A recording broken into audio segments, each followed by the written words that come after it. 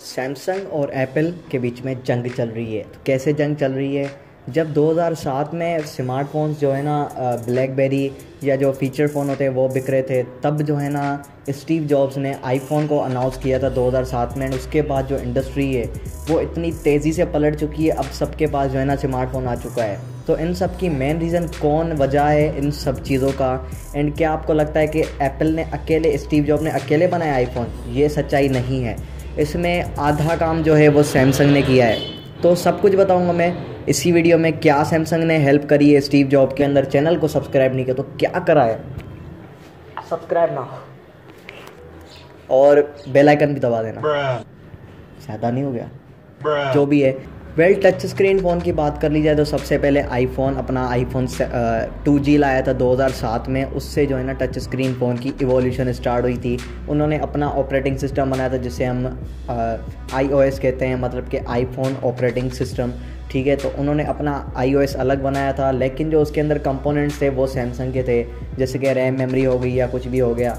तो इन सब की एक पूरी डिटेल्ड जो है ना कहानी है जो मैं आपको जो है ना अभी बताने वाला हूँ। तो सबसे पहले सैमसंग के एक दो फाउंडर्स थे, दो जो लोग थे सैमसंग के CEO आप कह सकते हो। ठीक है, वो जो है ना स्टीव जॉब के पास उसके घर में जाके मिलने गए, और तब जो है ना हार्ड डिस्क कंप्यूटर की जो होती है वो काफ़ी ज़्यादा बड़ी होती है, लेकिन सैमसंग जो है हार्डवेयर क्रिएटिंग में किंग माना जाता था। एंड स्टिल अभी भी हार्डवेयर की क्वालिटी में सैमसंग को कोई बीट नहीं कर सकता।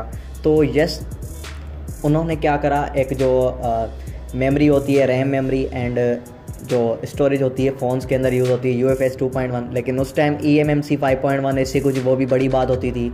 तो सैमसंग ने वो जो फ्लैश मेमोरी है वो स्टीव जॉब के सामने रखी, कहा कि ये देखो आप, बिल्कुल लाइट वेट है एंड आप इसे अपने फ़ोन्स में यूज़ कर सकते हो। वहाँ से सैमसंग एंड एप्पल का जो है ना रिलेशन बिल्ड हुआ था। सैमसंग इलेक्ट्रॉनिक्स जो है ना अपना हार्डवेयर सेल करते थे एंड एप्पल जो है वो ख़रीद के अपने फ़ोन के अंदर यूज़ करता था। तो ऐसे इनका रिलेशनशिप शुरू हुआ, और जो सैमसंग के एम्प्लॉयज़ हैं वो एप्पल को LO कहते हैं। LO मतलब कि लवली ओपोनेंट। तो जैसे आईफोन जब स्टार्ट हुआ था तो 2007 में उनको काफ़ी ज़्यादा ग्रोथ मिली थी, टच स्क्रीन अपने आप में बहुत ज़्यादा फैल गई थी, एंड एप्पल जो है वो most innovative company of the year कहा जा रहा था एप्पल को। 2008 में सैमसंग ने अपना टच स्क्रीन फ़ोन लाया जो कि इतना ज़्यादा नहीं चल पाया, क्योंकि उस टाइम जो एंड्रॉयड है वो जो है ना इतना अच्छा नहीं था। उसके 2 साल बाद जो है ना एंड्रॉयड OS इम्प्रूव हुआ था 2009 या 10 में। 2009 एंड 10 में जो है सैमसंग गैलेक्सी S जो है ना सैमसंग का पहला S सीरीज़ का पहला फ़ोन जो है ना लॉन्च हुआ, और वो इतना ज़्यादा सक्सेसफुल गया मैं आपको बता नहीं सकता। बहुत ज़्यादा मतलब वायरल हुआ था जैसे आईफोन हुआ था 2007 में।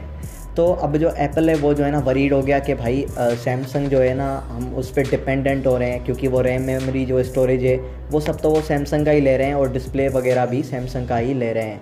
तो अब एप्पल को लगा कि यार ये तो हमारे साथ मतलब इन्होंने प्रैंक कर दिया है कि 2009 में उन्होंने अपना फ़ोन लॉन्च कर दिया। अब एप्पल ने जो है ना इनके ख़िलाफ़ काफ़ी ज़्यादा केसेस किए कि हमारे डिज़ाइन चोरी करते हैं, हमारे आइकन के साइज़ सेम है, और ऑलमोस्ट जो भी चीज़ें हैं वो उन्होंने चोरी करी है। लेकिन जो कोर्ट में होता था वो हमेशा यही साबित होता था कि सैमसंग का जो टच विज़ है जिसके अंदर आइकन्स हैं वो जो है ना डिफरेंट हैं एज़ कम्पेयर टू आईफोन। कुछ केसेस में इनको फ़ाइन लगती थी, कुछ केसेस में ये बच जाते थे सैमसंग वाले। अब जनरल स्पीकिंग में आपको बताऊं तो आईफोन जो है, आईफोन का जो ऑपरेटिंग सिस्टम है iOS, वो जो है ना बाद में आया था एंड्रॉयड के, लेकिन जो एंड्रॉयड है उस टाइम इतना ज़्यादा क्लीन नहीं था कि वो किसी सॉफ्टवेयर या ऑपरेटिंग सिस्टम बन के किसी मोबाइल में आ सके। तो पहले iOS की सक्सेस हुई थी, उसके बाद जो है ना एंड्रॉयड आगे आया था, और फर्स्ट HTC का कोई फ़ोन था जो कि एंड्रॉयड के साथ लॉन्च हुआ था। तो सैमसंग ने भी अपना OS वगैरह चेंज किए थे, बाडा OS पे उन्होंने काम किया था।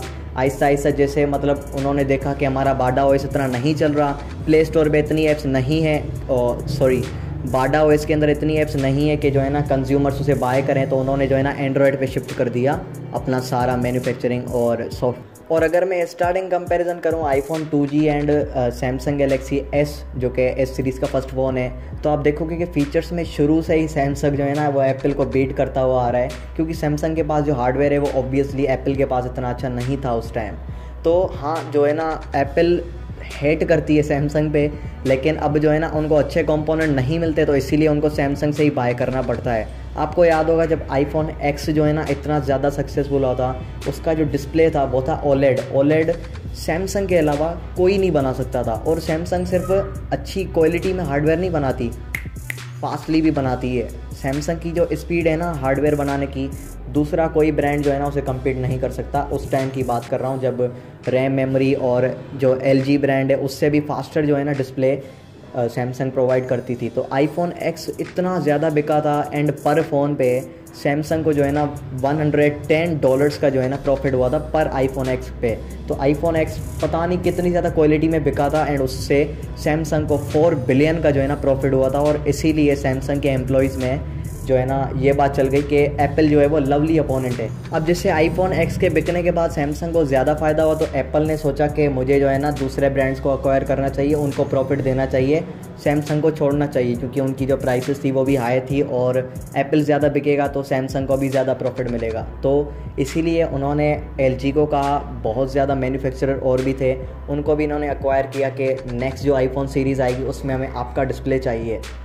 लेकिन उस टाइम सैमसंग के पास ही OLED डिस्प्ले थे और फास्टर प्रोड्यूसिंग सैमसंग ही था, दूसरे इसके कंपैरिजन में भी नहीं आते थे।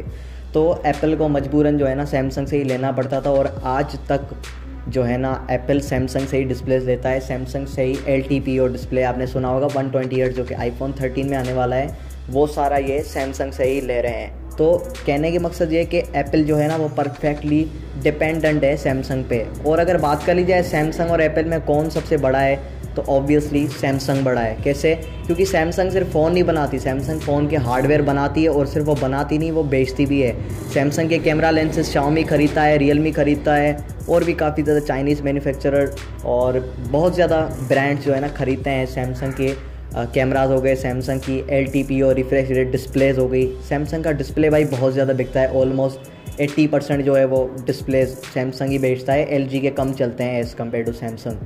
सो हाँ, तो सैमसंग मतलब बहुत ज़्यादा बड़ा है। इलेक्ट्रॉनिक्स की बात हो रही है तो सेमीकंडक्टर उनके अपने प्रोसेसर होते हैं Exynos 1080 जो कि Vivo X50 Pro एंड बाकी ज़्यादा फ़ोन्स में आया था। तो कहने का मकसद सैमसंग जो है ना बहुत ज़्यादा बड़ा है as compare to Apple. Apple जो है ना वो भी अच्छा ही है, मतलब इनोवेटिव कंपनी है, अपना iOS इन्होंने बनाया है जो कि पूरी दुनिया में एक सिंगल इंडिपेंडेंट कंपनी, अपना प्रोसेसर भी वो खुद बनाते हैं। लेकिन जब एप्पल की स्टार्टिंग हुई थी तब जो है ना इनिशियल बूस्ट जो है, इनिशियल जो कंपोनेंट है हार्डवेयर के, वो इनको सैमसंग ने प्रोवाइड करे थे।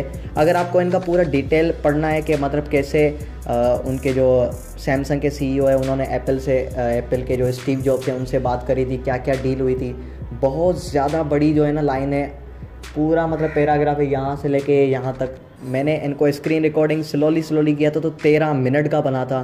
तो मतलब ऑलमोस्ट अगर आप उनको पढ़ना चाहो तो मैं लिंक डिस्क्रिप्शन में दे दूंगा, आप उन्हें पढ़ सकते हो। उस forbes.com पे जो है ना उनकी सारी डिटेल लिखी हुई है कि क्या क्या बातें इनके अंदर हुई थी। और ये बात 2005 से चल रही है और मुझे नहीं लगता किसी यूट्यूबर ने इसके बारे में बताया है। मैंने तो बहुत रिसर्च करी है, मुझे तो कोई भी यूट्यूबर नहीं मिला जिसने ऐसी बातें बताई हो। जब सैमसंग का S2 आया था और नोट सीरीज़ आई थी तो तब भी जो है ना एप्पल के बहुत ज़्यादा सेल्स नीचे गई थी एंड एप्पल जो है ना वो सबको डिफेंड करना चाह रहा था क्योंकि अब एक बंदे ने टच स्क्रीन फ़ोन बनाया है, इतनी ज़्यादा उन्होंने पैसे इन्वेस्ट किए हैं, इनोवेशन लाया है और बाकी ब्रांड जो है ना उसे खोल के बस देख रहे हैं अंदर क्या क्या मटेरियल है, वही सेम उन्होंने कॉपी पेस्ट किया एंड अपने फ़ोन्स लाए।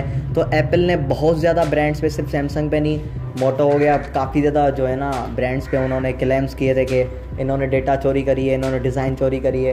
डेटा नहीं मतलब डिज़ाइन और जो इंफ्रास्ट्रक्चर है एप्पल का जो है ना वो चोरी करा है। तो स्टार्टिंग में जो है ना ये चीज़ें एप्पल ने बहुत करी थी। एंड वीडियो पसंद आई तो लाइक करो, कमेंट में अपना ओपिनियन ज़रूर शेयर करना, आपको ये वीडियो कैसी लगी। And thanks for